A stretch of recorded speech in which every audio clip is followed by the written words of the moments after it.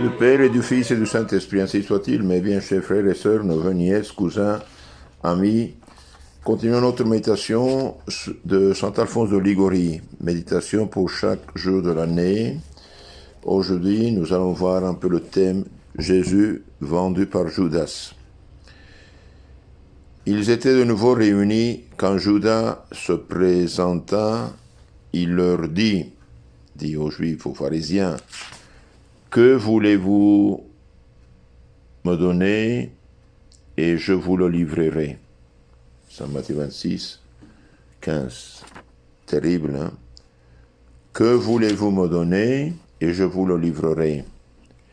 Quelle joie ce fut pour tous ces hommes cruels de voir et d'entendre l'un des disciples de Jésus le trahir et ainsi s'offrir à le livrer entre leurs mains.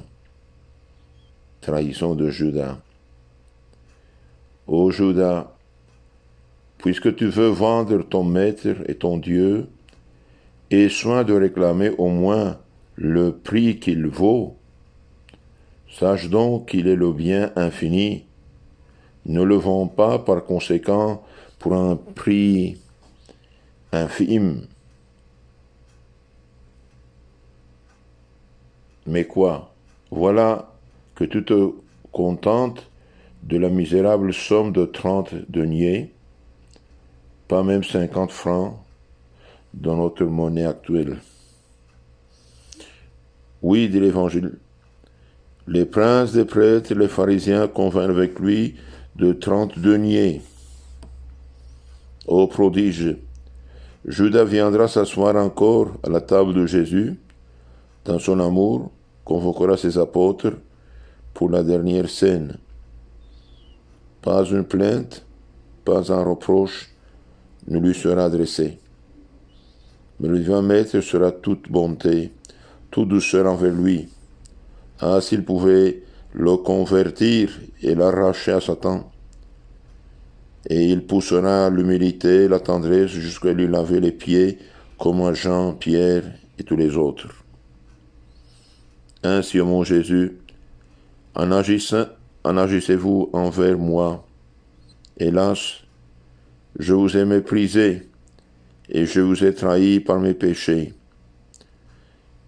Mais vous, non seulement vous ne me chassez pas honteusement de votre sainte présence, vous me regardez encore avec des yeux pleins d'amour et vous ne demandez pas mieux que de m'admettre à votre table sacrée.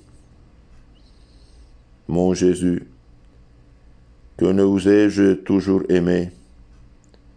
Maintenant, je me donne entièrement à vous et pour toujours. Amen. Jusqu'à ici, le texte de Saint Alphonse.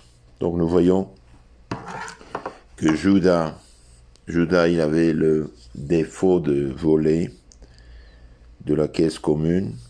Eh bien, le diable l'a attrapé par ce défaut dominant et il va proposer aux pharisiens de vendre Jésus. Et il le vend pour une somme vraiment ridicule, une somme, le prix d'un esclave. Nous faisons la même chose chaque fois que nous péchons. Nous trahissons notre Seigneur Jésus-Christ pour quelques misérables petites choses, plaisirs ou autre chose, et nous mettons dans le danger d'aller à l'enfer éternel. Dans ce temps de carême, dans ce temps de miséricorde, notre Mère, la Sainte Église, demande à tous et à chacun de ses enfants de laver leur âme avec le sang de Jésus au moyen d'une bonne confession pour fermer devant nous la porte de l'enfer et ouvrir celui du ciel. En effet, tout péché mortel ferme la porte du ciel et ouvre la porte de l'enfer. Et pour fermer la porte de l'enfer, il faut le sang de Jésus. Et le sang de Jésus nous purifie au moyen du pardon des péchés. Quand notre Seigneur Jésus-Christ a dit aux apôtres, « Recevez l'Esprit Saint, ceux à qui vous pardonnez les péchés le seront pardonnés, et ceux à qui vous les retenez seront retenus. » Le prêtre pardonne les péchés, oui, mais au nom et par l'autorité de Jésus. C'est Jésus qui nous pardonne, c'est Jésus qui nous délivre du grand danger de tomber dans l'enfer éternel. Aujourd'hui, malheureusement, vu la décadence totale et l'ignorance de beaucoup de gens ne croient plus. Et ils pensent que par le fait de ne pas croire, les choses cessent d'exister. Ce n'est pas comme ça. Les choses sont les choses. Ce qui existe indépendamment de mon opinion. Je peux dire, par exemple, mais je ne sais pas, il n'y a pas de coronavirus, ok, je peux le dire.